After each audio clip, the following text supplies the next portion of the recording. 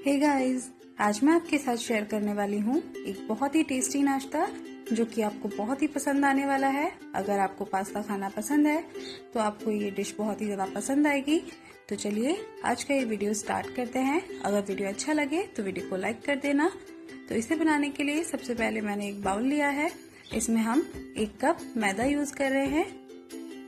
आपको किसी भी 1 कप से सेट करना है और उसी के अकॉर्डिंग आपको यूज करनी है चीजें। इसके बाद यहाँ पर मैं आधा चम्मच नमक ऐड कर रही हूँ और ये थोड़ा सा दही भी लिया है मैंने, ये 1/4 कप है और 1/4 कप ही मैं यहाँ पर पानी यूज कर रही हूँ अभी। उसके बाद इसे अच्छे से हमें मिक्स करके इसका एक घोल बनाना है। जिस तरह से हम पैनकेक का घोल बनाते हैं उसी तरह से बनाना है। तो यहाँ पर टोटल मुझे 3/4 कप पानी यूज करना है। तो यहाँ पर थोड़ा थोड़ा पानी डाल के मैं इसका एक बैटर बना रही हूँ और हमें इसे बहुत अच्छे से मिक्स करना है ताकि इसमें कोई भी लम्स ना रहे। तो बस इसे अच्छे से मिक्स करते जाना है। बहुत ही इजीली मिक्स हो जाता है, बट इसे आपको 2 से 3 मिनट तक अच्छे से मिक्स करना होगा। तो बस इसे अच्छे से मैं मिक्स कर रही हूँ और थोड़ा थोड़ा पानी डालते हुए इसका बैटर तैयार कर रही हूँ। तो आप देख सकते हैं इसकी कंसिस्टेंसी कुछ इस तरह से है। अब इसे हम ढककर अच्छे से 10 मिनट के लिए रेस्ट करने के लिए छोड़ देंगे। अब हम यहाँ पर फिलिंग बनाकर तैयार करेंगे। तो यहाँ पर मैंने 1/2 कप ये मेयोनीज लिया है। मेयोनीज से इसका फ्लेवर बहुत ही अच्छा आएगा, बिल्कुल पास्ता की तरह, इसलिए मैंने यहाँ पर मेयोनीज यूज किया है। इसके साथ में यहाँ पर थोड़ा सा टोमेटो केचप भी ऐड कर रही हूँ। आप जितना मेयोनीज ले रहे हैं उसका हाफ आपको टोमेटो केचप लेना है।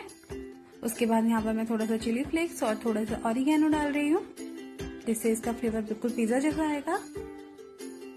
बस इसे अच्छे से मिक्स करके इसका एक मिक्सचर तैयार कर लेना है। मैं यहाँ पर थोड़ा सा टोमेटो केचप और डालने वाली हूँ अभी। आपको जितना पसंद है आप उसी के अकॉर्डिंग डालिए। तो मैं यहाँ पर थोड़ा सा और डाल देती हूँ और फिर से इसे अच्छे से मिक्स कर लूंगी। एक बार आप इसे जरूर ट्राई करके देखना, बहुत ही ज्यादा टेस्टी डिश है ये। तो बस इस तरह से ये हमारी फिलिंग बनकर तैयार है, बहुत ही टेस्टी है ये। तो ये हमारा बैटर अच्छे से सेट हो चुका है, फूल चुका है थोड़ा सा। एक बार इसे हम अच्छे से फिर से मिक्स कर लेंगे।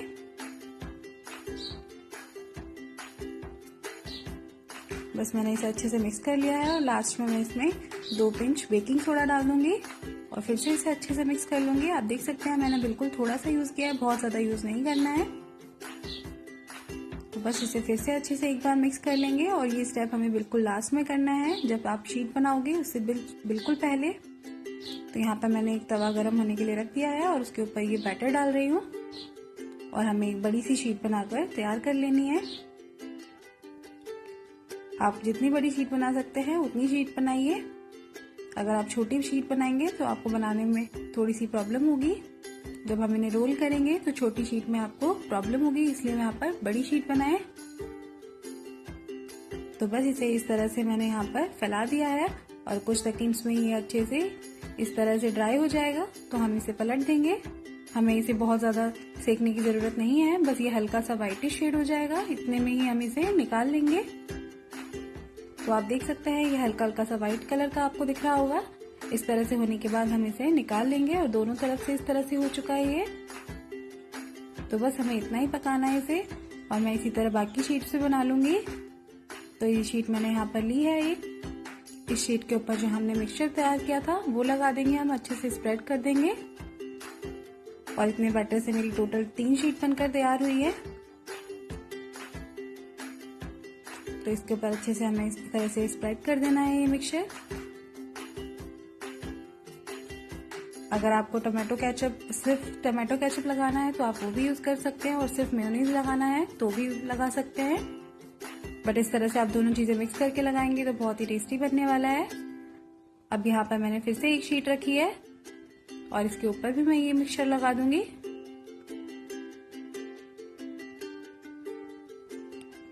इस तरह से आप चाहे तो यहाँ पर इसे सिंगल भी रोल कर सकते हैं, बट यहाँ पर मैंने थोड़ा सा बड़ा रोल बनाना था इसलिए मैंने यहाँ पर 2 शीट यूज की हैं।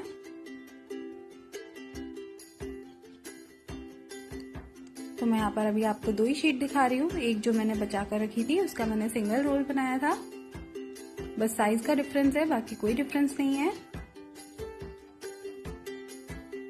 तो बस इस तरह से मैंने इसको भी स्प्रेड कर लिया है। अब हम इसे रोल करेंगे। तो बस इस तरह से हमें इसे रोल करते जाना है।